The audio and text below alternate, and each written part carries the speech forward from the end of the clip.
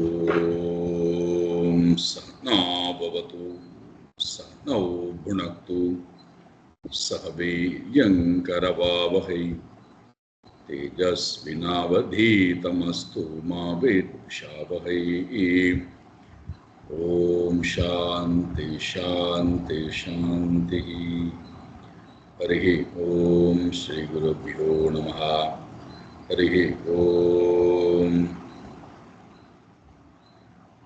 सच्चिदानंदरूपाय विश्वोत्पत्त्यादिहेतवे तापत्रय विनाशाय श्रीकृष्णाय वयं नमः. जन्माद्यस्य यतोऽन्वयात् इतरतश्चार्तेष्वभिज्ञस्वराट् तेने ब्रह्म हृदाय आदिकवये मुह्यन्ति यत्सूरये तेजो वारिमृदां यथा विनिमयो यत्र त्रिसर्गो मृषा धाम्ना स्वेन सदा निरस्तकुहकं सत्यं परं धीमहि. धर्मप्रोञ्झितकैतवोऽत्र परमो निर्मत्सराणां सतां वेद्यं वास्तवमत्र वस्तु शिवदं तापत्रयोन्मूलनं. श्रीमद्भागवते महामुनिकृते किं वा परैरीश्वरः सद्यो हृद्यवरुध्यतेऽत्र कृतुभिः शुश्रूषुभिस्तत्क्षणात्. निगमकल्पतरोर्गलितं फलं शुकमुखातमृतद्रवसंयुतं पिबत भागवतं रसमालयं मुहुरहो रसिका भुवि भावुकाः. नारायणं नमस्कृत्य नरं चैव नरोत्तमं देवीं सरस्वतीं व्यासं ततो जयमुदीरयेत्. देवीं सरस्वतीं व्यासं ततो जयमुदीरयेत्. तं तदा पुरुषं मर्त्या महाराजोपलक्षणं यजन्ति वेदतन्त्राभ्यां परं जिज्ञासवो नृप. பாகவத தர்மம் நிமிச்சக்கரவர்த்தியால் கேட்கப்பட்டது. பக்தன் என்பவன் யார்? பக்தி என்பது என்ன? பகவான் என்பவன் யார்? பகவானுடைய அவதாரங்கள் என்பது என்ன? எதற்காக அவதாரங்கள் எடுத்தார்? பக்தி செய்ய முடியாமல் மனிதர்கள் எந்த நிலையிலே கஷ்டப்படுகிறார்கள்? எத்தனை விதமான பக்திகள் இருக்கிறது? இப்படியெல்லாம் கேள்விகள் விரிவாக கேட்கப்பட்டு பதில் பார்த்தோம்.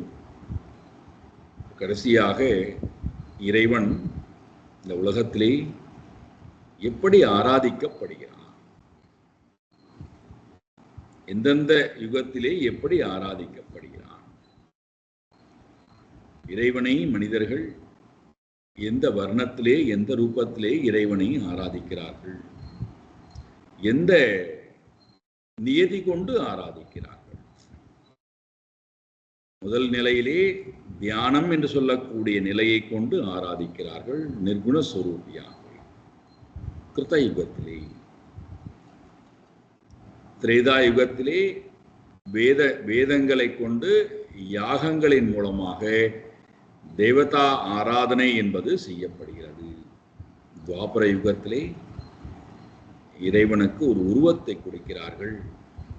சங்கு சக்கரம் கதா பத்மம் அபயகஸ்தம் பயகஸ்தம் வரதகஸ்தம், பிறகு பீதாம்பர வஸ்திரங்கள் கொண்டு இறைவனுக்கு எல்லா ஆபரணங்களை சாற்றி இறைவனை ஒரு சகுண ரூபமாக, சகுண சாகாரமாக இறைவனை ஆராதிக்கிறார்கள். ஒரு ராஜாவை போல ஜோடனை செய்து இறைவனை ஆராதிக்கிறார்கள். இதன் மூலமாக வேதங்களின் மூலமாகவும் யந்திரங்கள் ரூபத்தின் மூலமாகவும் தந்திரங்கள், தந்திர சாஸ்திரங்கள், அகம சாஸ்திரம் என்று சொல்லக்கூடிய விதிமுறைகளின் மூலமாகவும் இறைவனை ஆராதிக்கிறார்கள். துவாபர யுகம். கடைசியா நம்ம பார்த்தோம், நமஸ்தே வாசுதேவாய நம சங்கர்ஷனாய ச பிரத்யும்னாய நிருத்தாய துப்யம் பகவதே நமஹ. நாராயணாய ருஷயே புருஷாய மகாத்மனே விஸ்வேஸ்வராய விஸ்வாய சர்வபூதாத்மனே நமஹ. துவாபர யுகத்திலே இறைவனை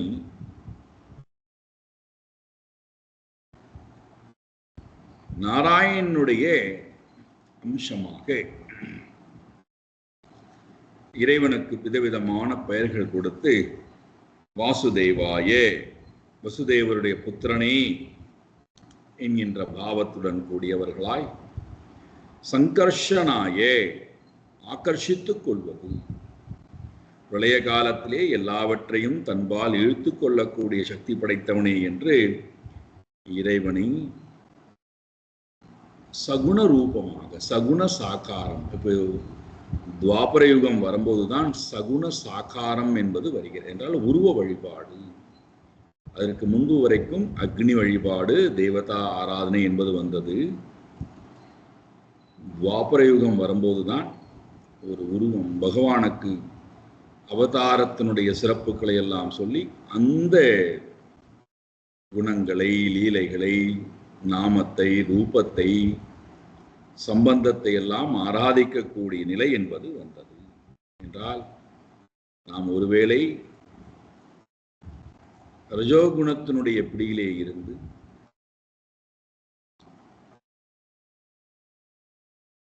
தமோ குணத்தினுடைய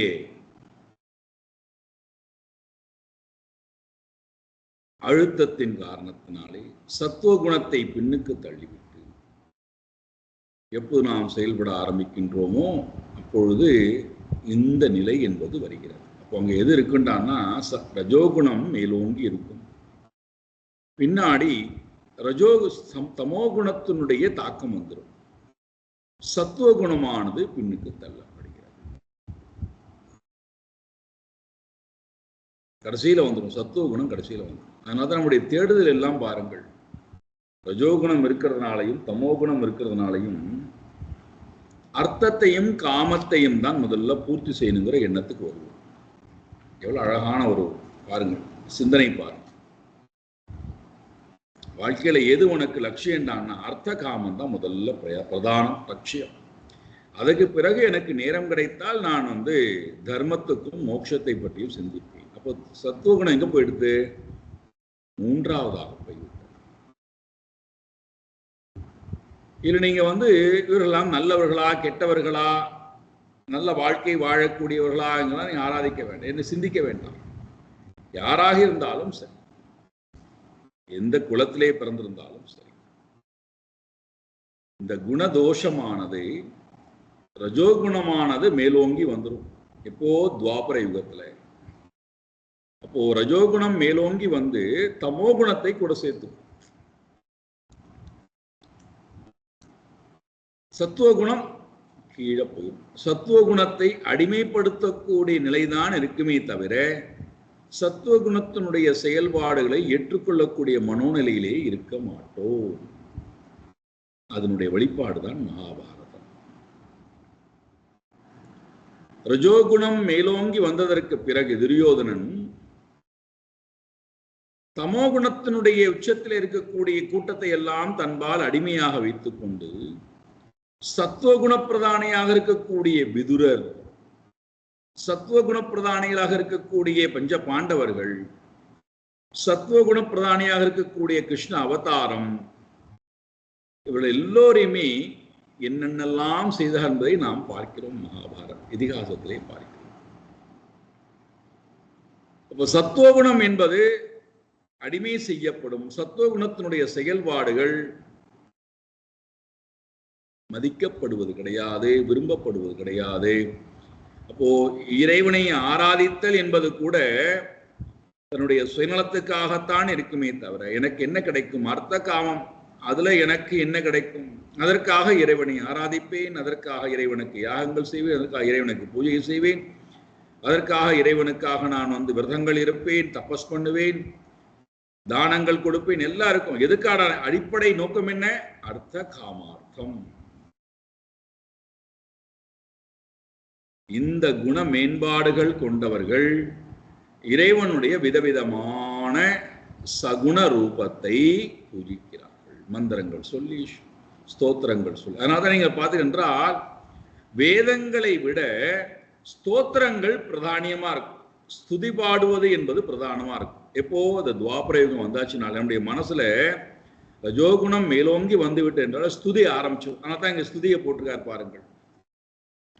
எவ்வளவு அழகா காட்டுறாரு பாருங்க. நமஸ்தே வாசுதேவாய நம சங்கர்ஷனாயச்ச. இல்ல அவசியமே இல்லையே, இந்த ஸ்துதி அவசியமே இல்லை, இந்த சப்தமே அவசியம் இல்லையே. ஆனால் இந்த சப்தத்துல மயங்கி போய் இது சப்தத்தை உச்சரிப்பதனால நமக்கு ஏதாவது கிடைத்து விடாதா, இது கிடைத்து விடாதா, நம்முடைய தேவைகள் எல்லாம் பூர்த்தி ஆகிவிடாதா? இந்த குண மேம்பாடுகள் கொண்டு அதற்காக இவர்கள் யாகங்களின் மூலமாக, தந்திரங்களின் மூலமாக முழுக்க முழுக்க முழுக்க காமிய வாழ்க்கை முறை, காமிய கர்மங்கள், காமிய யாகங்கள், காமிய தானம், காமிய தபஸ், அத்தனையிலும் எது இருக்குண்டான்னா காமம், தம்பம், கர்வம், ராகத்வேஷம், இதெல்லாம் தான் மேலோங்கி இருக்கும். அப்போ அங்க இவருடைய அந்த பிரார்த்தனை அத்தனையுமே பார்த்தோம் என்றால் ஸ்துதி பாடுவதன் மூலமாக, ஸ்தோத்திரம் செய்வதன் மூலமாக எனக்கு என்ன கிடைக்கும்?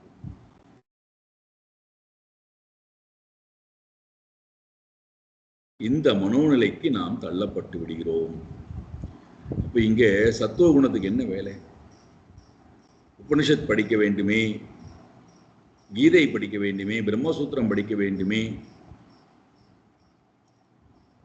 அதில் சொல்லக்கூடிய அந்த ஹம்ச பாவத்தை, என்னுடைய பரமாத்மா சொரூபத்தை நான் தியானிக்க வேண்டுமே, அந்த சொரூபத்தோடைய ஒன்ற வேண்டுமே. அதுதான் என் வாழ்க்கையின் இலக்கு. அர்த்த காமம் தான் வாழ்க்கையின் இலக்கு.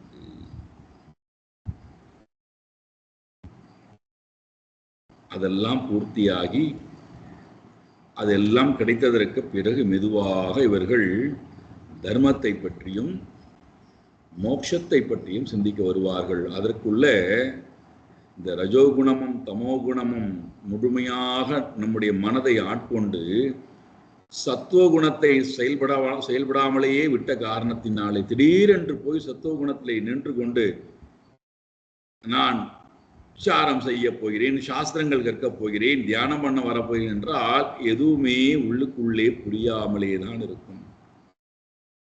வெறும் சப்தமாகத்தான் இருக்கும். அது அர்த்தத்தை நம்ம இடத்திலே கொண்டு வராது. பொருள் விளங்கணுமே. சப்தத்தை சொல்லி இதற்கு என்ன பொருள் என்று கேட்டால், பொருள் விளங்காத வரை உண்மையை நோக்கி நகர்தல் என்பது ரொம்ப கடினம்.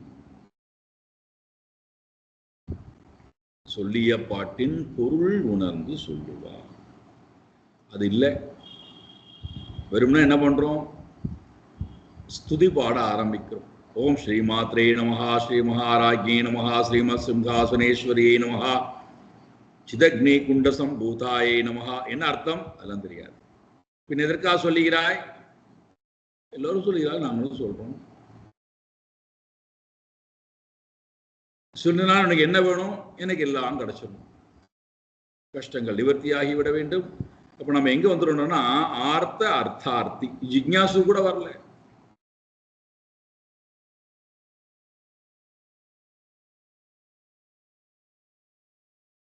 சங்கர்ஷனாயே, எல்லோரையும் தன்பால் பிரளய காலத்தில் இழுத்து கொள்ளக்கூடிய சக்தி படைத்த இறைவா, உனக்கு நமகா நமஸ்காரங்கள் இருக்கட்டும்.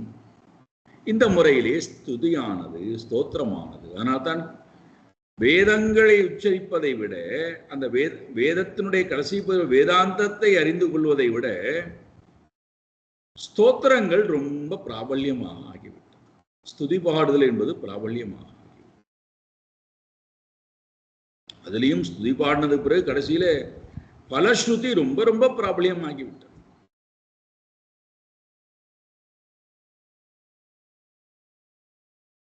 இது சொன்னா உனக்கு என்னென்னலாம் கிடைக்கும், அதற்காக இதை விழுந்து விழுந்து சொல்றோம், செய்யணும். பிரத்யும்னாயே சங்கர்ஷனாயே பிரத்யும்னாயே, பிரத்யும்னன் என்று சொல்லக்கூடிய சொரூபமாக இருக்கின்ற உங்களுக்கு என்னுடைய நமஸ்காரங்கள் இருக்கட்டும். பகவதே, பகவானாக இருக்கின்ற 6 லட்சணங்களுக்கு ஒன்றுக்கூடிய பகவானாக இருக்கக்கூடிய உங்களுக்கு என்னுடைய நமஸ்காரங்கள் இருக்கட்டும். அனிருத்தாயே, அனிருத்தனாக இருக்கின்ற உங்களுக்கு என்னுடைய, இதெல்லாம் குணங்கள் சகுண ரூபத்திலே வந்தபோது இதெல்லாம் பெயர்லாம் வந்து விடுகின்றன. பிரத்யும்னன், சங்கர்ஷணன், அனிருத்தன், இதெல்லாம் உங்களுடைய சொரூபம். அதனாலே அதை நாங்கள் வணங்குகின்றோம், நமஸ்கரிக்கின்றோம். ருஷயே, ரிஷிகளாக எல்லாவற்றையும் அறியக்கூடிய ஆற்றல் படைத்தவராக இருக்கக்கூடிய உங்களுக்கு எங்களுடைய நமஸ்காரங்கள் இருக்கட்டும். நாராயணாயே துப்யம் நமஹா, நாராயணனாக இருக்கக்கூடிய உங்களுக்கு எங்களுடைய வணக்கங்கள் இருக்கட்டும். எல்லாருடைய சரீரத்திலும் யார் சயனம் கொண்டு இருக்கின்றாரோ அவருக்கு பெயர் நாராயணன் என்று பெயர்.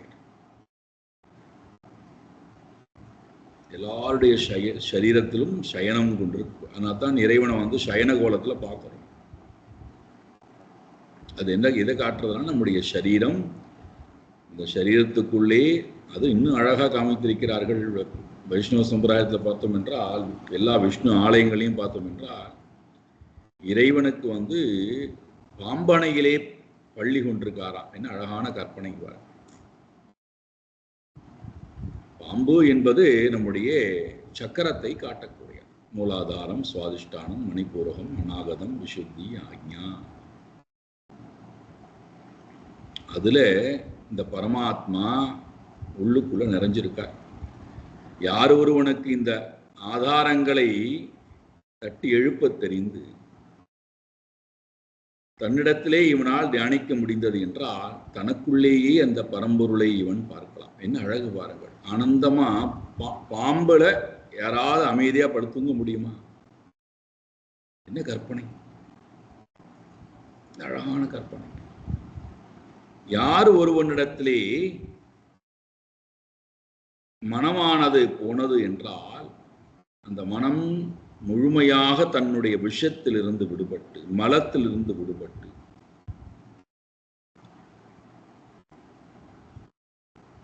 அபிமானத்திலிருந்து, அகங்காரத்திலிருந்து விடுபட்டு, தன் நிலையை மறந்து அது பரமாத்மாவோட ஒன்று கலந்து நிற்கின்றது. அதுல பரமாத்மா ஆனந்தமா என்றால் ஜீவனுடைய சொரூபம் ஆனந்தமான, அதை காட்டுவதற்காகத்தான் இந்த மூர்த்தி வழிபாடுகள் எல்லாம். தனக்குள்ளே இந்த ஆனந்த சொரூபம் இருக்கு என்பதை உணர வேண்டும் தியானத்தின் மூலமாக காட்டுவதற்காகத்தான். நமக்கு தியானமும் வருதில்லை, வழிபாடும் எதற்காக பண்றோம்னு தெரியறதில்லை. காரணம் இந்த ரஜோகுணமானது மேலோங்கி தமோ குணத்தினுடைய கலப்படம் வந்த காரணத்தினாலே, சத்துவ குணத்துக்கு பின்னுக்கு தள்ளிய காரணத்தினாலே இறைவனை ஒரு உருவத்திலே அடைத்து வைத்து ஸ்தோத்திரங்கள் செய்வது மட்டும்தான், ஸ்துதிபாடுதல் மட்டும்தான் பிரதானமாக கொண்டு இறைவனை ஆராதிக்கிறார்கள் துவாபர யுகத்திலே. அப்ப இங்க என்ன இருக்காது? மேலே சொல்லப்பட்ட ரெண்டுக்கும் பிராதானியம் இருக்காது. மேலே என்ன சொன்னார்கள்? கிருதயுகத்திலும் திரேதாயுகத்திலும் என்னெல்லாம் செய்யப்பட்டதோ அந்த செயல்பாடுகளுடைய பிராதானியம் இங்கே இருக்காது. அனிருத்தாயே ருஷயே நாராயணாயே புருஷாயே மகாத்மனே விஸ்வேஸ்வராய விஸ்வாய, விஸ்வத்துக்கெல்லாம் ஈஸ்வரனாக இருக்கக்கூடிய அந்த பரமாத்மா, விஸ்வாய விஸ்வரூபியா உலகமாகவே இருக்கின்ற அந்த பரமாத்மா, சர்வபூத ஆத்மனே எல்லா ஜீவராசிகளுக்கும் ஆத்மாவாக இருக்கின்ற இதெல்லாம் சகுண சொரூபம். பேர்பட்ட அந்த இறைவனை நமஹா துப்யம் நமஹா, உங்களுக்கு எங்களுடைய வந்தனங்கள் நமஸ்காரங்கள் இருக்கட்டும் என்று துவாபர யுகத்திலே இறைவனை இந்த முறையிலே ஸ்துதி பாடுகிறார்கள். இப்போ இதுல 3 யுகங்கள் பார்த்தாகிவிட்டது. இந்த 3 யுகத்திலும் எங்கேயோ இருக்கின்றது என்று நான் நினைத்தால் என்னை போல அறியாமை உடையவன் யாரும் இல்லை. நான் சத்துவ குணத்துல இருந்தால் நான் நேரடியாக பிரம்மன்ட்ட போயிடுவேன். சத்துவ குணமும் ரஜோகுணமும் வந்தால் நான் வேதங்களின் மூலமாக யாகங்களின் மூலமாக தேவதா ஆராதனை பண்ணுகிறேன். எப்போ ரஜோகுணம் மேலோங்கி வந்து தமோகுணத்தை பின்னுக்கு வைத்துக் கொண்டு சத்துவகுணத்தை பின்னுக்கு தள்ளி விடுகிறதோ அப்பொழுது நான் உருவ வழிபாட்டுக்குள்ளே வந்து விடுகின்றேன். எங்க நாம் நிற்கிறோன்னு தெரியணும், எந்த முறையிலே நான் பக்தி செய்கிறேன்னு தெரியணும், யாரிடத்திலே பக்தி செய்கிறேன்னு தெரியணும், அதனால எனக்கு கிடைக்கக்கூடிய பிரயோஜனம் என்னன்னு தெரியணும்.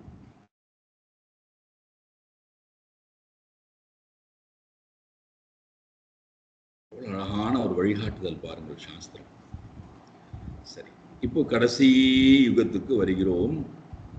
இந்த யுகத்துல ரஜோகுணம் பின்னுக்கு தள்ளப்படும். தமோகுணமானது மேலோங்கி ரஜோகுணத்தை தன்னோட சேர்த்துக்கும். அப்போ ரஜோகுணமானது தமோகுணத்துக்கு சகாயம் பண்ணணுமே தவிர சத்துவகுணம் சகாயம் பண்ணக்கூடாது. ரஜோகுணம் தமோகுணத்துக்கு சகாயம் பண்ணணும். தமோகுணம் ரஜோகுணத்தை சத்துவகுணத்தை தன் கட்டுப்பாட்டிலே வைத்துக்கொண்டு தனக்கு என்னென்னலாம் வேண்டுமோ எல்லாவற்றையும் இந்த 2 சக்தியின் மூலமாக வாங்கிக் கொண்டு அவைகளை அடிமைகளாகவே வைத்திருக்கும். இதுதான் கலியுகம். கலியுகத்துல யார் ஆட்சி பண்ணுவானா தமோகுணம் தான் ஆட்சி செய்யும் நம்ம எல்லாரிடத்திலும். அப்போ நாம தமோகுணம் மேலோங்கி விட்டது அப்படின்னு எப்படி தெரிந்து கொள்வது? தமோகுணத்தினுடைய செயல்பாடுகள் எல்லாத்தையும் பார்க்கலாம். ஒருவர் இருவர் இல்லை, எல்லாத்தையும் பார்க்கலாம். அப்ப அங்க என்ன இருக்காது? இந்த மேலே சொல்லப்பட்டவை எதுவும் இருக்காது. அவ்வளவுதான். யஜ்ஞம் இருக்காது, ஆலயங்கள் இருக்காது, ஸ்தோத்திரங்கள் இருக்காது, வேதங்கள் இருக்காது, வேதத்தை சொல்லிக் கொடுக்கக்கூடியவர்கள் இருக்க மாட்டார்கள். அர்த்தம், அவர்கள் முழுக்க முழுக்க இந்த தமோகுணத்தினுடைய பிடியிலே இருப்பார்கள். அப்போ யாகங்கள் இருக்காது, தபஸ் இருக்காது, தானம் இருக்காது, எந்த உயர்வுக்கு உண்டான செயல்பாடுகளும் தமோகுணம் மேலோங்கி வரும்போது இருப்பதற்கு வாய்ப்பே இல்லை. தமோகுணத்தினுடைய லட்சணமே பிரமாத, ஆலசிய, நித்ரா. இதுதானே அதனுடைய சொரூபம். தூக்கம், கவனக்குறைவு, மறதி, மூடத்தனம், புரிந்து கொள்ள முடியாத தன்மை, சோகம், மோகம், சிந்தா கவலை, பயம், பந்தம். இதுதானே தமோகுணத்தினுடைய லட்சணம்.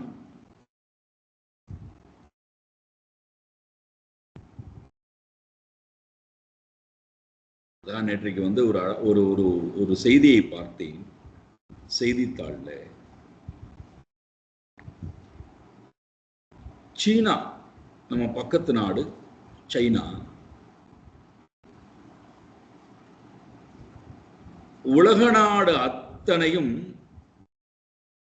தன்னுடைய அதிமிஞ்சிய செயல்பாடுகளின் காரணத்தினாலே தன் நாட்டில் இருக்கக்கூடிய எல்லா பொருள்களையும் எல்லா நாட்டுக்கும் ஏற்றுமதி செய்து மற்ற நாட்டில் இருக்கக்கூடிய சிறப்புகளை எல்லாம் தன் நாட்டிலே கொண்டு வந்து அதை எப்படி மறுபடியும் ஏற்றுமதி செய்யலாம் என்று பாவித்து இப்ப நாம இன்றைக்கு வாழ்ந்து கொண்டிருக்கக்கூடிய இந்த வாழ்க்கையை அவர்கள் 50 வருடத்துக்கு முன்பாக வாழ்ந்து கொண்டிருக்கக்கூடியதாக இருந்திருக்கும். அப்போ அவர்கள் நம்மை விட 100 வருட காலங்கள் முன்னோக்கி போயிருக்கிறார்கள்.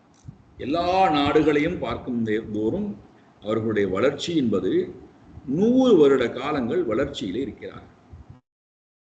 எல்லா துறையிலும், அறிவுத்துறையிலாக இருக்கட்டும், ஆற்றலாக இருக்கட்டும், கல்வியாக இருக்கட்டும், பொருளாதாரமாக இருக்கட்டும், எல்லாவற்றிலும், கண்டுபிடிப்புகளாக இருக்கட்டும், விஞ்ஞான கண்டுபிடிப்புகளாக இருக்கட்டும், எல்லாவற்றிலுமே அவர்கள் 100 வருட காலங்கள் கடந்திருக்கிறார்கள்.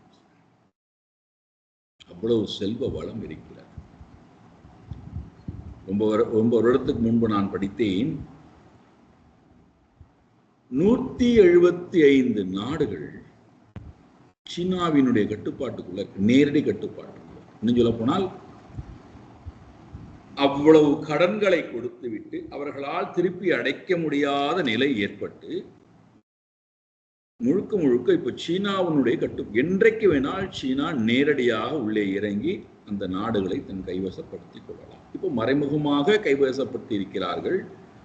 என்றைக்கு வேணால் இந்த 175 நாடுகளையும் தன் கைவசப்படுத்தலாம். அவ்வளவு தூரத்துக்கு கடனை வாங்கி கட்ட முடியாத நிலையிலே எழுதி கொடுக்கக்கூடிய நாட்டையே எழுதி கொடுக்கக்கூடிய அளவு அவர்கிட்ட இவ்வளவு இருந்தும், எதுக்கு சொல்ல வந்தேன் என்றால், யாரோடும் இனிமேல் அவர்கள் ஒப்பிட முடியாத நிலைக்கு போயிருக்கும் போதும் கூட இன்னும் அவர்களுக்கு அந்த பயம்,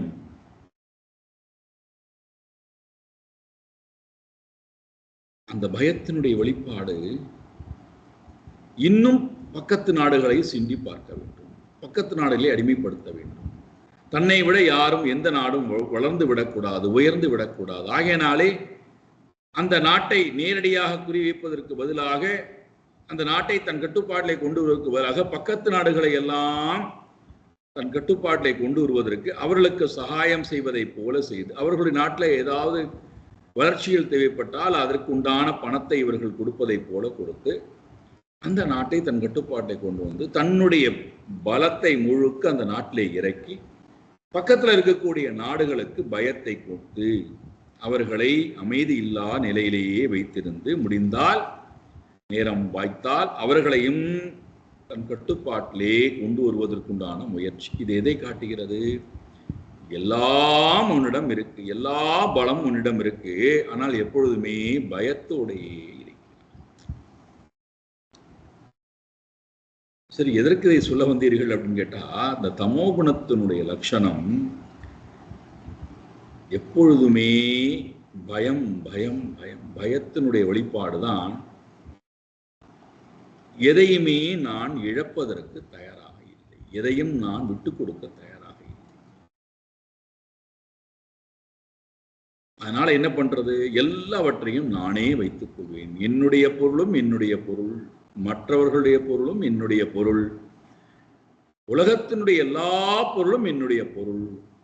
சரி, இவ்வளவு எல்லாம் உன்னிடம் கொடுத்துடுறேன்பா, நீதான் உலகத்தையே ஆளப் போகிறாய், வைத்துக்கோ, சந்தோஷமா இருப்பாயா? அப்பொழுதும் பயம். ஏண்டாண்ணா, எல்லாம் இப்ப என்னிடத்தை கொடுத்து விட்டார்கள், இதை யாரும் அழித்து விடக்கூடாது, என்னிடத்திலிருந்து அபகரித்து விடக்கூடாதே.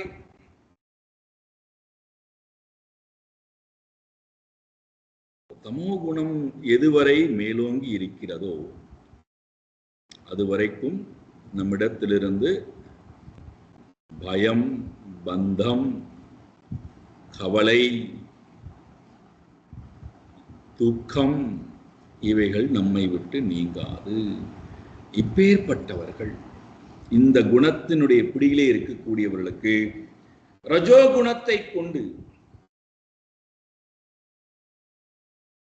ரஜோகுணத்தினுடைய துணையை நாடி ஆக்கத்துக்குண்டான காரியத்துக்கு வருவார்களா என்றால் வரமாட்டார்கள்.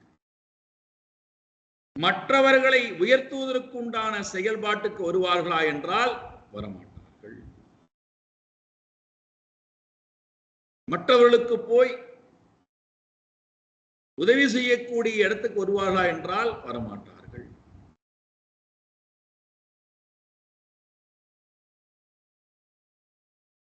ரஜோகுணமும் இருந்தும் பிரயோஜனம் இல்லை, சத்துவகுணம் கேட்கவே வேண்டாம். அறிவு சார்ந்து யார்கிட்டெல்லாம் அறிவு இருக்கோ அவனை எல்லாம் காசு கொடுத்து விலைக்கு வாங்கி தனக்கு அடிமையாக தொழில் பண்றான்னு சொல்றதான் அவனுடைய வேலை. நான் அவனுக்கு காசை விட்டு எறிகிறேன், உன்னுடைய அறிவை எனக்கு மட்டும்தான் கொடுக்கணும், வேற யாரும் கொடுத்துடக்கூடாது. நம்ம இன்னைக்கு கூட பார்க்கிறோம், நாங்கள்லாம் ஒரு வருடத்துக்கு 1 கோடி சம்பாதிக்கின்றோம், 1.5 கோடி சம்பாதிக்கிறோம், 2 கோடி சம்பாதிக்கிறோம், இந்த நாட்டில் யாரும் கொடுக்கிறார்களா, என்னுடைய அறிவுக்கு மரியாதை கொடுக்கிறார்களா? இங்கே பாருங்கள் எவ்வளவு மரியாதை கொடுக்கிறார்கள். ஒரே ஒரு கேள்விதான் ஆங்கிலத்தில் கேட்கணும்னா, சோ வாட்? நீ அடிமை தொழில் செய்கிறாய். நீ அந்த அறிவை கொண்டு அவன் கேட்காத, அவன் சொல்லாத ஒரு விஷயத்தை செய்து பாரு பார்க்கலாமா? அந்த அறிவை கொண்டு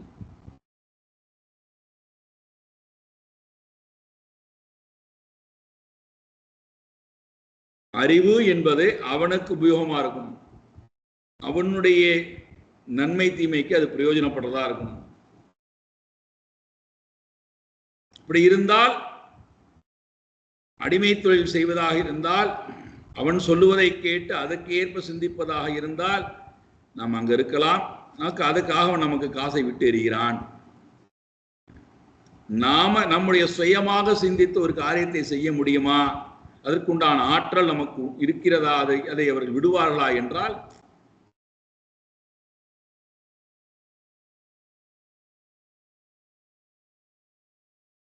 இப்ப இங்க என்ன இருக்கும்னா, 2 விஷயம்தான்.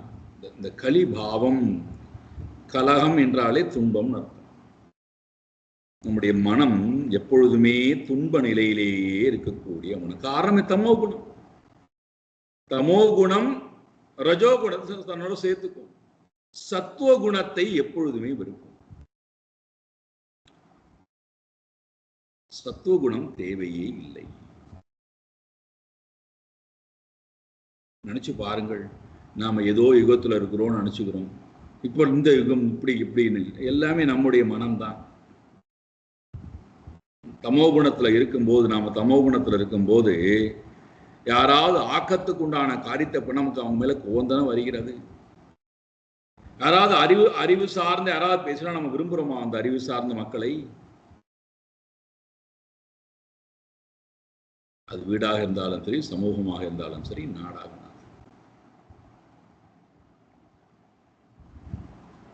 அப்ப இந்த தமோகுணமானது மேலோங்கி இருக்கும் போது 2 விஷயங்கள் நம்மிடத்திலே தவிர்க்க முடியாததாக இருக்கும். அல்லது இந்த 2 விஷயத்தை நாடித்தான் நம்பும். ஒன்று போகம். போகத்தை நாடித்தான் என்னுடைய வாழ்க்கை முழுக்க போகும்.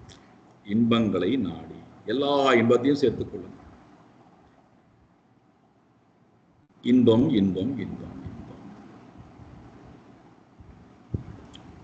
முழுக்க முழுக்க அந்த இன்பம் எனக்கு மட்டுமே இன்பத்தை கொடுக்கணும், வேற யாரும் கொடுத்துடக்கூடாது. இன்பத்துக்கு பிறகு தவிர்க்க முடியாதவை போகத்தை நோக்கி போனதுனால ரோகம் தவிர்க்க முடியாததாக இருக்கும். உடல் வியாதி, மனோவியாதி, அகங்கார வியாதி. நான் எப்பொழுதுமே வியாதியஸ்தனாகவே இருப்பேன். உடல் வியாதி இல்லைன்னா மனோவியாதியில இருப்போம், அல்லது அகங்கார வியாதி கூட இருப்போம்.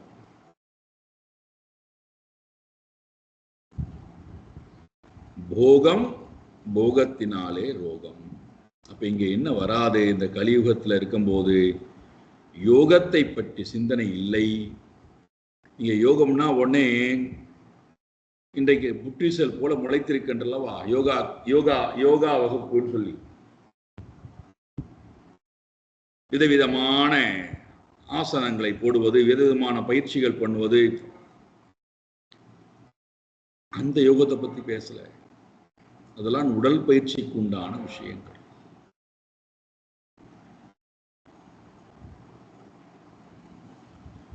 யோகம் என்பது உண்மையுடன் இணைதல், தர்மத்துடன் இணைதல், இன்னும் உங்களுக்கு புரியும்படியா சொல்லணும்னா, மனமானது பரமாத்மாவுடன் இணைதல், அதான் யோகம். இதைத்தான் பதஞ்சலி முனிவரும் சொல்றார் அவருடைய அஷ்டாங்க யோகத்துல. யோகம் என்பதற்கு அவர் கொடுக்கிற விளக்கம் இதுதான். பரமாத்மாவுடன், அதாவது யோகம் என்பதற்கு இணைதல்னு அர்த்தம். நிறைய பொருள் இருக்கு, அதுல ஒரு அர்த்தம் இணைதல். எப்போ இணைவோம்? பிரிந்தால் இணைவோம். பிரிந்தவர்கள் இணைகிறார்கள். எது பிரிந்திருக்கிறது? மனம் இறைவனை விட்டு பிரிந்திருக்கிறது. பிரிந்த மனம் இறைவனோட ஒன்று சேர்ந்தால் அதுக்கு பெயர் யோகம். பிரிந்த மனம் இறைவனோட சேராமல் இருந்தால் வியோகம். அப்போ வியோகம், அப்போ வேற்றுமை, இறைவனை விட்டு பிரிந்திருக்கிறேன். இறைவனை விட்டு பிரிந்திருக்கிற வரைக்கும் என்ன இருக்கும்? போகம். எதுவரைக்கும் போகம் இருக்கோ அதுவரைக்கும் ரோகம். எதுவரைக்கும் ரோகம் இருக்கோ அதுவரைக்கும் ஜனனம் மரணம். அப்போ இப்பேற்பட்டவர்களுடைய வாழ்க்கை முறை, தமோகுணத்தினுடைய உச்சத்தில் இருக்கக்கூடியவர்கள் ரஜோகுணத்தை தனக்கு சேவகம் பண்ண வைத்துக் கொள்வார்கள். சத்துவகுணமானது புறந்தள்ளப்படும். தேடுதல் என்பது, அறிவு தேடுதல் என்பது, மோட்ச தேடுதல் என்பது இருக்காது. அப்ப இந்த நிலையிலே இருக்கக்கூடியவர்களுடைய வாழ்க்கை முறை எப்படி இருக்கும்? அதைத்தான் இங்க சொல்கிறார். இதி த்வாபர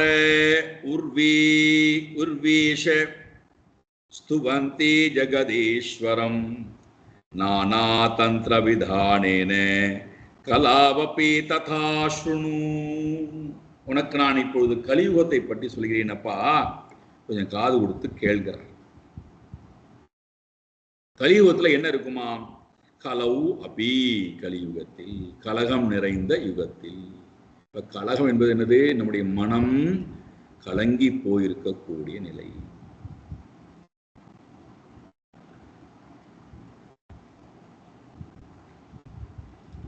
புத்தியானது இருந்தும் இந்த புத்தியிலே தமோகுணம் மேலோங்கி இருக்கின்ற நிலை. துன்பம் நிறைந்த மனம். யாரும் நமக்கு துன்பத்தை கொடுக்க வேண்டாம். யாரால் நமக்கு துன்பத்தை கொடுக்கவும் முடியாது, இன்பத்தை கொடுக்கவும் முடியாது. நம்முடைய மனமே துன்பத்தை இன்பத்தை தேடி போய் வாங்கிக் கொள்கிறது. நாம அதுக்கு நிறைய காரணங்களை கண்டுபிடிச்சு அந்த மனதுக்கு ஆறுதலை கொடுத்துருக்கோம். இன்றைக்காவது இந்த உலகம் மாறிடும், பையன் மாறிடுவான், பெண் குழந்தை மாறி விடுவாள், பேரன் பேத்திலாம் வந்து பார்க்க வந்து விடுவார்கள், நம்ம எல்லோரும் ஏற்றுக்கொள்வார்கள், நம்முடைய வியாதி குணமாயிரும், இறைவன் கண்ணை திறந்து பார்ப்பார் அப்படின்னு எதெல்லாமோ சொல்லி பிதற்றி கொண்டிருக்கிறோம்.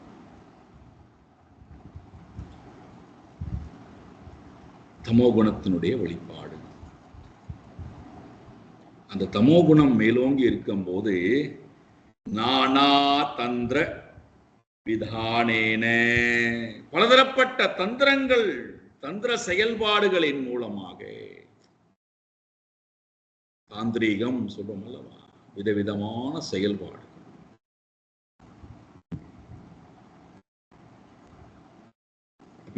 இந்த களி மேலோங்கி வரும்போது எதுக்கு முக்கியம் கொடுப்போம்டான்னா, தந்திரமாக ஒருவன் இருக்கிறான் என்றால் அதுதான் முக்கியம் கொடுக்கும். அதுக்கு பின்னாடி இருக்கக்கூடிய பாவம், அதுக்கு பின்னாடி இருக்கக்கூடிய நோக்கம், அதுக்கெல்லாம் முக்கியமே கிடையாது. பாருங்கள், அவர் போய் எவ்வளவு வேலை செய்கிறார் பாருங்கள், எவ்வளவு தொண்டாற்றுகிறார் பாருங்கள், எத்தனை பேருக்கு சேவகம் புரிகிறார் பாருங்கள். ஓடி ஓடி ஓடி போய் உழைத்துக் கொண்டிருக்கிறார் பாருங்கள்.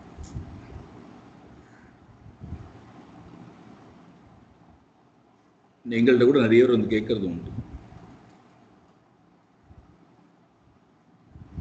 என்ன செய்கிறீர்கள் அப்படின்னு கேட்பார்கள். சும்மா தான் இருக்கும். சாஸ்திரங்களை எடுக்கிறோம். நம்முடைய சனாதன தர்மத்தில் என்னென்னலாம் இருக்கோ அந்த அந்த விஷயங்களை எல்லாம் எல்லோருக்கும் கற்றுக் கொடுக்கிறோம். வேற என்ன பண்ணணும்? இல்லை, ஒரு ஆசிரமம், ஒரு ஒரு ஹாஸ்பிட்டல், ஒரு கோஷாலா, ஒரு அனாதை விடுதி, ஒரு ஓல்டேஜ் ஹோம், ஒரு பள்ளிக்கூடம், இதெல்லாம் இப்போ தான் பண்ணுறீங்களா? அதெல்லாம் ஒன்றும் பண்ணலையே. எதுக்கு அதெல்லாம் பண்ணணும்? இல்லை, அதெல்லாம் பண்ணாதான் மக்களுக்கு நாம் நன்மை செய்கிறோம், தொண்டாற்றுகின்றோம். இது தொண்டு இல்லையா? ஞானத்தை கொடுப்பதை விட உலகத்தில் ஏதாவது பெரிய தொண்டு உண்டா? அது யாருக்கு வேணும் உங்க ஞானம்?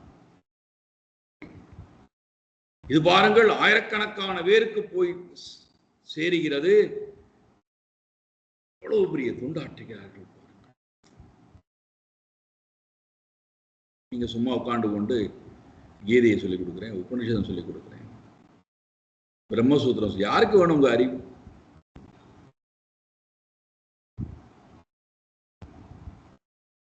செயல்பாடுகள், தாந்திரிகமான செயல்பாடுகள், தந்திரமான விதவிதமான செயல்பாடுகளின் மூலமாக இறைவன் எப்படி ஆராதிக்கப்படுகிறான் என்பதை உனக்கு நான் சொல்லுகின்றேன். யதா நானா தந்திர விதானேன யதாசும். இறைவன் எப்படி ஆராதிக்கப்படுகிறான்? விதவிதமான செயல்பாடுகளினாலே, தந்திரங்களின் மூலமாக இறைவன் எப்படி ஆராதிக்கப்படுகிறான் என்பதை உனக்கு நான் சொல்கிறேன். கொஞ்சம் காது கொடுத்து கேளாம். கிருஷ்ணவர்ணே துஷா கிருஷ்ணம் சாங்கோபாங்காஸ்திர பார்ஷதம் யஜ்ஞை சங்கீர்த்தன பிராயைஹி யஜந்தீஹி சுமேதசா.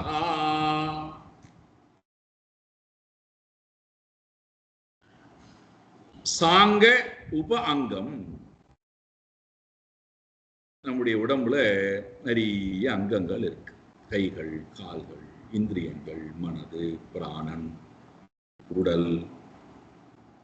இந்த அங்கங்களோட சாங்க உப அங்கங்கள், இந்த அங்கங்களோட கூடி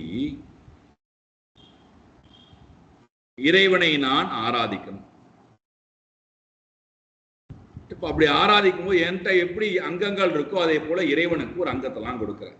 சாங்க உபாங்க, இறைவனுக்கு அழகான அங்கங்கள்லாம் கொடுத்து, இறைவனுக்கு கௌஸ்துவமணி மாலை என்ன, சங்கு சக்கரம் என்ன, பத்மங்கள் என்ன, எல்லா விதமான உருவத்தையும் கொடுத்து ஒரு ஒரு கல்லில் அவரை வடித்து வைத்து அவரை நான் இங்கே ஆராதனை செய்தேன். எப்படி? கிருஷ்ணவர்ணா, கருநிறம் உடைய வர்ணம் உடையவராய் அவரை நான் ஆராதனை செய்கிறேன். பாருங்கள், அழகு பாருங்கள்.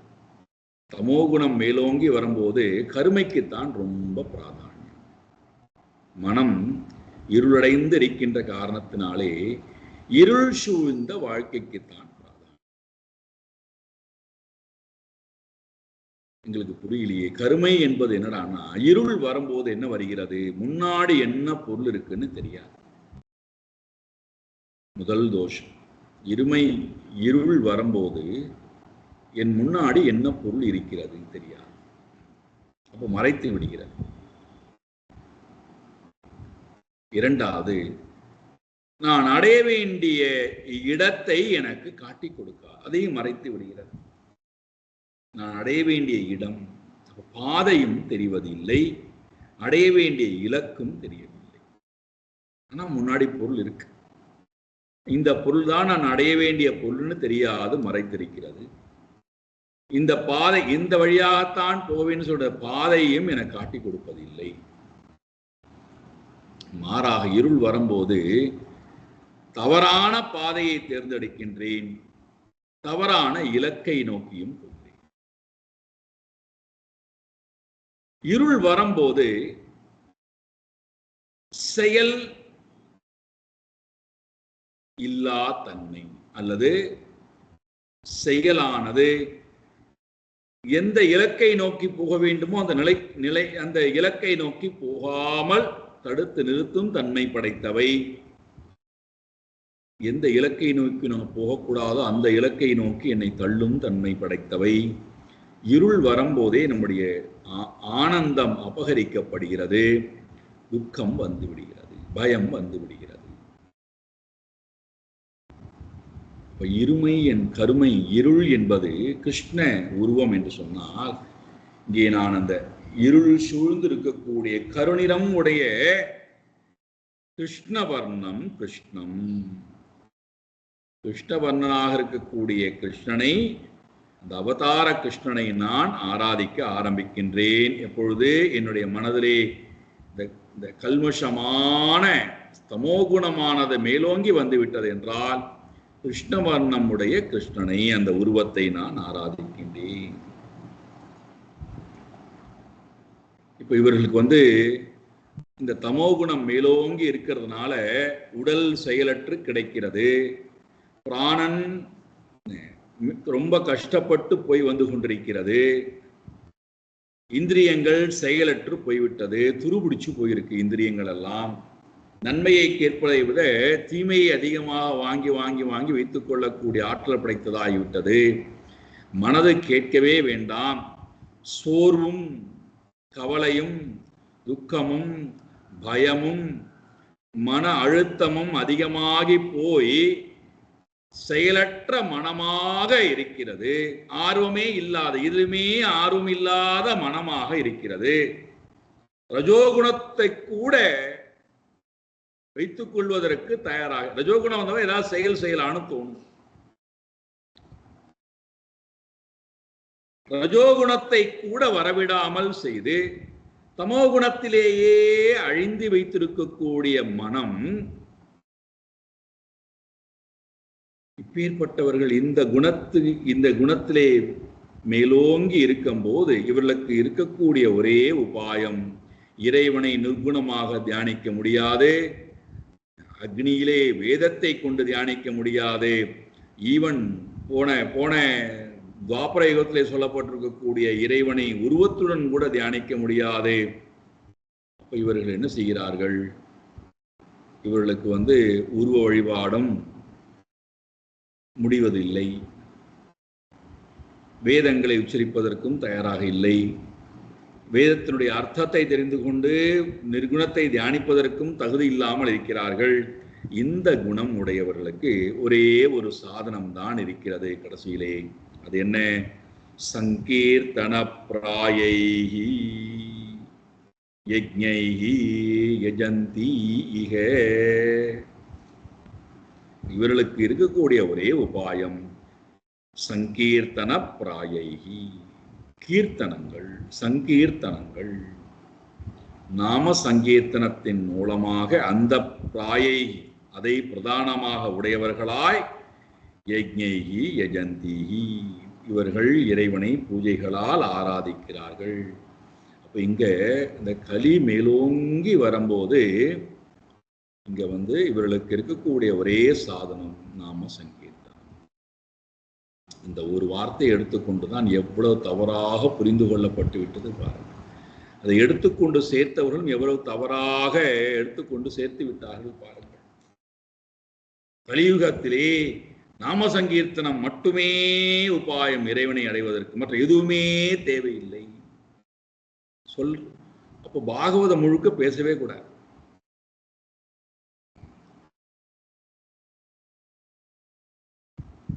பாகவத்தை படிக்கவே கூடாது, அதை எடுத்து பேசவும் கூடாது. வெறுமனே நாம சங்கீர்த்தனம் மட்டும் ரெண்டு உட்கார்ந்து, யாகங்கள் நடக்கக்கூடாது, பூஜைகள் நடக்கக்கூடாது, பாராயணங்கள் நடக்கக்கூடாது, ஒன்றும் நடக்கக்கூடாது.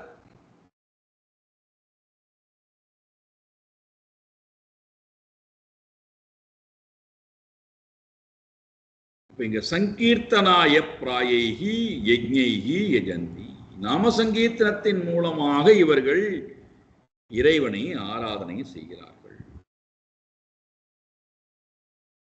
என்ன காரணம்? சிந்திப்போம். ஏன்னா இது ரொம்ப தவறாக புரிந்து கொள்ளப்பட்டு நமக்கும் அதுதான் சரி என்பதை போல நம்முடைய அறிவிலை திணித்து விட்டார். நம்மளால் சிந்திப்போமே.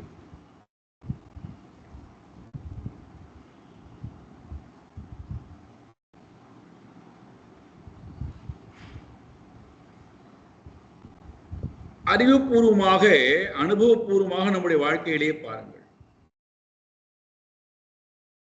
மருத்துவர்கிட்ட நாம நம்முடைய வியாதியை சொல்லி எனக்கு சிகிச்சை செய்யுங்கள்னு போனா அவர் இந்த ஸ்டெதஸ்கோப்னு வைத்துக் கொண்டிருக்கிறார். நம்முடைய ஹிருதயமானது எப்படி இயங்குகிறது, நம்முடைய மூச்சு காற்றானது எப்படி இயங்குகிறது என்பதை பார்ப்பதற்காக ஹிருதயத்திலே வைத்து, பின்பகுதியிலே வைத்து, முன்பகுதியிலே வைத்து நம்முடைய ஹிருதயத்தினுடைய இயக்கத்தை பரிசோதிப்பதற்காக உண்டான ஒரு ஸ்டெதஸ்கோப். இப்ப அதை நம்முடைய ஹிருதய பகுதியிலே வைத்து விட்டு மூச்சை இழுத்து விடுங்கள்னு சொல்றாங்க. நாம மெதுவாக எப்போதும் போல நாம் அது தானாக போய்கொண்டோம். இப்போ நாம் என்ன பண்ணணும், மூச்சை இழுத்து விடுங்க. அப்போ நம்முடைய முயற்சியினால மூச்சு காற்றை உள்ளே இழுத்து வெளியே விடுகிறோம். அப்போ அவருக்கு அதில் ஏதோ தெரிகிறது, குறைபாடு இருக்கா, நிறைவு இருக்கிறதா, என்ன கஷ்டப்படுகிறார் என்பதை எல்லாம் அந்த மூச்சை இழுத்து விடும்போது அவர் எதுவரைக்கும் பார்த்துக்கணும், அது வரைக்கும் நான் என்னை மூச்சை இழுத்து விடணும். மெதுவாக மூச்சை உள்ளே வாங்கி மூச்சு காற்றை வெளியேற்றணும். இந்த முறையிலே பார்க்கும்போது அவர்களுக்கு ஹிருதயத்திலே என்ன, உடல்ல என்னென்ன வியாதிகள், ஹிருதயத்தில் என்னென்ன வியாதிகள் இருக்கிறதெல்லாம் அவர்கள் கண்டுபிடிக்கிறார்கள். எதற்காக சொல்லுங்க என்றால், மன அழுத்தங்கள் அதிகமாக இருக்கும்போது சுவாசமானது மன அழுத்தத்தினாலே தடைபடுகிறது. அது என்ன பண்றது, இரத்த ஓட்டத்தை இறுக வைக்கிறது. மூச்சு விடக்கூடிய குழாயை போய் அடைத்துக் கொள்கிறது. இரத்த ஓட்டங்கள் உடம்பு முழுக்க போய் வர வேண்டியது போய் அந்த குழாய்கள் எல்லாம், அந்த நரம்புகள் எல்லாம் போய் இந்த மூச்சு காற்றானது, எதிரடையான மூச்சு காற்று, நெகட்டிவ் டெண்டன்சி, நெகட்டிவ் தாட்ஸ் சொல்றோம் அல்லவா, இந்த மாதிரி மன அழுத்தங்கள் போய் இவைகளில் எல்லாம் உட்கார்ந்து கொண்டு எதையுமே செயல்பட விடாமல் அழுத்தி பிடித்து வைத்துக் கொள்கிறது. என்ன செய்ய வேண்டும், அந்த மாதிரி நேரத்தில் கையை காலை உதற சொல்லி கையை காலை ஆட்டி விட்டு மூச்சு பயிற்சி செய்து உடலை போட்டு நல்ல வறுத்து எடுத்து யோகாசனத்தின் மூலமாக, உடல் பயிற்சியின் மூலமாக, நடையின் மூலமாக இதெல்லாம் செய்யும் போது பிராணன் சீராக வேலை செய்ய ஆரம்பிக்கிறது. பிராணன் சீராக வேலை செய்ய ஆரம்பிக்கும் போது இரத்த ஓட்டங்கள் சீராக வேலை செய்ய ஆரம்பிக்கிறது. அப்போ எல்லா இடங்களுக்கும் இரத்த ஓட்டம் ஒழுங்காக போய் வருகிறது. நரம்பு தளர்ச்சியிலிருந்து விடுதலை, உடல் சோர்விலிருந்து விடுதலை. காரணம் என்ன, இப்ப ஆக்டிவேட் பண்ண ஆரம்பிச்சிட்டோம். பிராணனை ஆக்டிவேட் பண்ணும் போதே பிராணனை உஷ்ணப்படுத்தும். பிராணனை உஷ்ணப்படுத்த அது ரஜோகுணத்துக்கு வர ஆரம்பிக்கிறது. ரஜோகுணத்துக்கு வரும்போது அந்த பிராணன் என்ன பண்றது, செயல்பட ஆரம்பிக்கிறது. இதுவரைக்கும் பிராணன் நெகட்டிவா இருந்து நெகட்டிவான பலன்களையே கொடுத்து கொண்டிருந்தது போய் இப்ப ஆக்டிவேட் பண்ண பாசிட்டிவான எனர்ஜி எல்லாம் ஒவ்வொரு அங்கத்திலும் கொடுக்க ஆரம்பிக்கிறது. அந்த பாசிட்டிவ் எனர்ஜி வர வர வர நாம் என்ன பண்றோம், ரஜோகுணத்தினுடைய துணை கொண்டு சில காரியங்கள்லாம் பண்ண ஆரம்பிக்கிறோம்.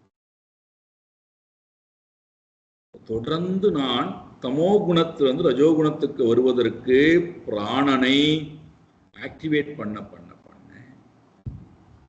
அது மனதுக்கு சகாயம் செய்கிறது. தமோ குணத்தில் இருக்கக்கூடிய பிடியிலிருந்து என்னை விடுபட வைத்து ரஜோகுணத்துக்கு கொண்டு போகிறது. ரஜோகுணத்திலிருந்து நான் மெதுவாக காரியங்களை எல்லாம் செய்ய ஆரம்பிக்கும் போது அதற்காக நான் கற்றுக்கொள்ள வேண்டிய எண்ணத்துக்கு வருகிறேன். அப்போ நான் ரஜோகுணத்திலிருந்து மெதுவாக சத்துவகுணத்திற்கு நான் நகர ஆரம்பிக்கின்றேன். சத்துவகுணத்துக்கு நான் வருவதற்கு உண்டான முயற்சி தான் இந்த காரியங்கள் எல்லாம். இப்ப என்னால தமோகுண பிடியிலிருந்து வர முடியல. இந்த தமோகுண பிடியில நாம் இருக்கிறதுனால தான் நமக்கு எதிலுமே விருப்பம் இல்லை. நல்ல வஸ்திரங்கள் கூட உடுத்தி கொள்ளணுங்கிற விருப்பம் இல்லை. வீட்டுல பாருங்கள், ஆண் என்று சொன்னால் ஒரு ட்ரௌசரை போட்டு உட்காந்துருப்போம். ஏண்டா நான் ஒரு ஒரு வஸ்திரம் நல்ல வஸ்திரம் உடுத்திக்கொள்ளேன்ப்பா, அதை போய் யார் இடத்துக்கு உடுத்தி கொண்டு அதை தோச்சு போடுறது, அதை அயன் பண்ணி வைக்கிறது. இது இருந்தால் ரொம்ப சௌரியமா இருக்கு.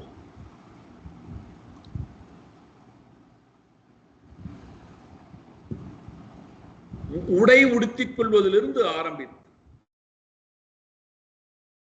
உணவு பழக்கத்திலிருந்து ஆரம்பித்து, ஒரு நாள் சமைத்து வைத்த உணவை ஒரு வார காலம் வைத்துக் கொண்டு சாப்பிடுதல். காரணம், 4 மணி நேரத்துக்கு ஒரு சமைச்சு சாப்பிடேன்ப்பா, அதெல்லாம் எங்களுக்கு நேரம் கிடையாது, எங்களுக்கு விருப்பமும் இல்லை, எங்களுக்கு ரொம்ப நிறைய வேலைகள் இருக்கிறது, நாங்கெல்லாம் தமோ குணத்துல உச்சது. அந்த தமோ குணத்துல உச்சத்துல இருக்க நாம சொல்ல விருப்பம் இல்லை. என்ன பண்றது? சோர்வு நம்மளை வேலை செய்ய விடலை.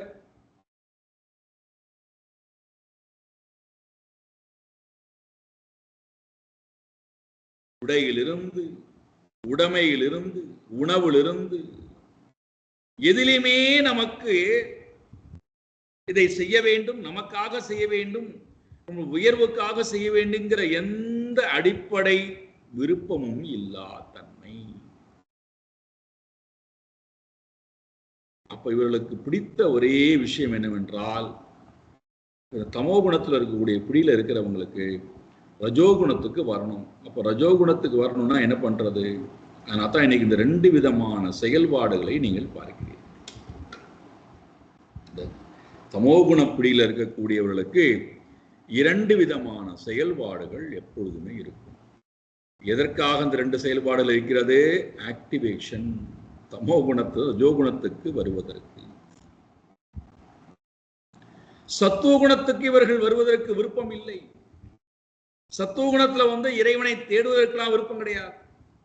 தமோகுணப்பிடியிலிருந்து ரஜோகுணப்பிடிக்கு கொஞ்ச நேரத்துக்கு அந்த சுகத்தை, தமோகுணத்தினுடைய சுகத்தை அனுபவிப்பதற்கு இவர்களுக்கு இருக்கக்கூடிய உபாயம் 2. அதனால தான் இன்னைக்கு நாம ரொம்ப அதிகமான மக்கள்கிட்ட அந்த 2ஐயும் பார்க்கிறோம். என்னடான்னா, 1 கூத்தாடுவது, அது இவங்க நடன பயிற்சி நினைத்துக் கொண்டிருக்கிறார்கள். கையை காலை ஆட்டுவது, உடம்பை போட்டு வளைத்தெடுப்பது, யாரை பார்த்தாலும் ஒரு நாம சங்கீர்த்தனத்துக்கும் நடனத்துக்கும் என்னடா சம்பந்தம்டானா? நாம சங்கீர்த்தனம் பண்ணா நடனம் ஆடணும். சோ நடனமும் நாம சங்கீர்த்தனம் இப்ப 2மே பாத்தீங்கன்னா, 1 உறக்க கத்துவது, இன்னொன்று உடலை போட்டு வறுத்து எடுப்பது, ஆடுவது. இதுல 2 உனக்கு என்ன கிடைத்தது? கத்துறதுனால உனக்கு என்ன கிடைத்தது? உடம்பை போட்டு அசைப்பதனாலே உனக்கு என்ன கிடைத்ததுனா ஆக்டிவேட் ஆனது, வேற ஒன்றும் இல்லை. தமோகுணப்பிடியில் இருந்து கொஞ்ச நேரத்துக்கு என்னை நான் மறந்து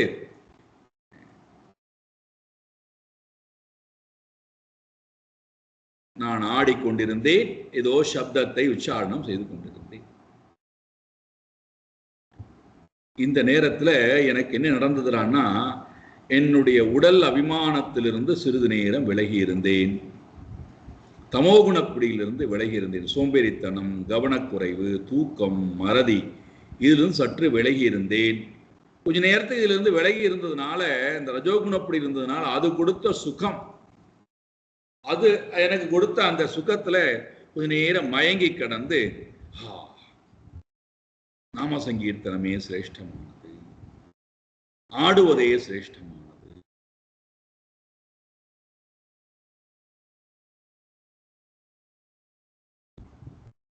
எப்பொழுதெல்லாம் நாம் தமோகுணப்பிடிக்கு வருகிறோமோ அப்பொழுதெல்லாம் நாம் கவனிக்கணும், நமக்கு எதன்பாலும் ஈடுபாடு இருக்காது. குருவுக்கு போய் சேவை புரிவது என்பதோ, ஸ்ரவணம் மனனம் நிதித்தியாசனம் செய்வது என்பதோ, தபஸ் பண்ணுவது என்பதோ, தானம் கொடுக்க வேண்டும் என்பதோ, யாகங்கள் பண்ண வேண்டும் என்பதோ, பூஜை பண்ண வேண்டும் என்பதோ, சத்சங்கத்துக்கு போக வேண்டும், எதுலையுமே ஈடுபாடு இருக்கு. அதனால்தான் அந்த மாதிரியான இடத்திற்கு மக்களுடைய எண்ணிக்கை ரொம்ப ரொம்ப ரொம்ப ரொம்ப குறைவு. இந்த நடனத்திற்கும் சப்தத்தை எழுப்புவதற்கும் லட்சோப லட்சம் மக்கள் குவிகிறார்கள். நம்ம அதை பார்த்து ஆஹா எவ்வளவு பெரிய வளர்ச்சி அடைந்து பாருங்கிறோம். காரணம், தமோகுணப்பிடியிலே இருக்கும் போது இந்த தமோ குணத்திலிருந்து ரஜோகுணத்துக்கு ஆக்டிவேட் பண்ணுவதற்கு உண்டான சாதனம் இதுதான் இருக்க முடியும், வேற இருக்க முடியாது. ஆடுறதுனாலேயோ சப்தத்தை உறக்க உச்சரிப்பதனாலேயோ நமக்கு எந்த மாற்றமும் வந்துடாது. ஆனால் அவைகள் ரஜோகுணத்துக்கு என்னை அழைத்து கொண்டு போவதற்கு சாதனமா இருக்கு.